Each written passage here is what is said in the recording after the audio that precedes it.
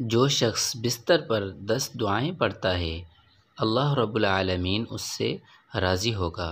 इन दुआओं को ज़रूर पढ़ा करें और इन दुआओं को अपने रिश्तेदारों और दोस्तों के पास भी शेयर किया करें ताकि वो भी इन दुआओं से ज़्यादा फ़ायदा उठा सकें।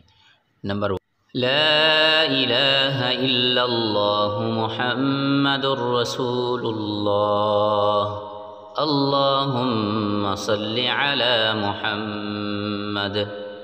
नंबर 3, रब्बना तक़ब्बल मिन्ना इन्नका अंतस समीउल अलीम।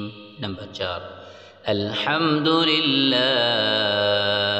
नंबर 5, रब्बिग़फ़िरली ज़ुनूबी।